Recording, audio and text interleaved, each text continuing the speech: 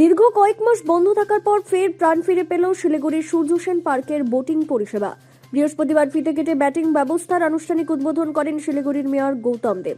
এই অনুষ্ঠানে উপস্থিত ছিলেন ডেপুটি মেয়র রঞ্জন সরকার, শিলিগুড়ি পুর নিগমের আধিকারিকরা, পার্কের দায়িত্বপ্রাপ্ত কর্মীরা ও পার্কে বেড়াতে আসা সাধারণ মানুষ। এদিন মোট 4টি 4 সিটের হাঁসবোট, 2টি 4 সিটের বোট সহ 4টি 2 সিটের বোটের উদ্বোধন করা হয়। পাশাপাশি পার্কের পুকুরে 8টি রাজহাঁস নামানো হয় ও মাছের পোনাও ছাড়া হয়। পুর নিগম সূত্রে জানা গেছে, প্রায় 9,84,000 টাকা ব্যয়ে এই নতুন বোটগুলি সংগ্রহ করা হয়েছে। বোটিং এর ভাড়া হিসেবে বর্তমানে 4 সিটের বোর্ডে মাথাপিছু 60 টাকা ও 2 সিটের বোর্ডে মাথাপিছু 30 টাকা নির্ধারণ করা হয়েছে। যাত্রীদের নিরাপত্তার কথা মাথায় রেখে বোটিং চলাকালীন লাইফ জ্যাকেট ব্যবহারের ব্যবস্থাও রাখা হয়েছে। পুকুর সংস্কারের কাজও দীর্ঘদিন ব্যবহারের ফলে পুরনো বোটগুলি নষ্ট হয়ে যাওয়ায় বোটিং পরিষেবা সাময়িকভাবে বন্ধ রাখতে হয়েছিল। নতুন করে বাইরে থেকে বোট অর্ডার করে এনে এই দিন থেকে ফের বোটিং পরিষেবা চালু করা হলো।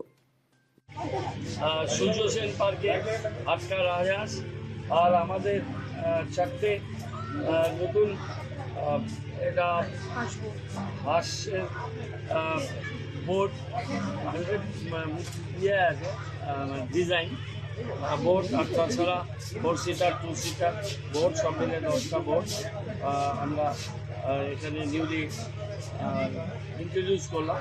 এটা মাঝে একটু সমস্যার জন্য বোটিংটা বন্ধ ছিল, বোটিংটা চলছে।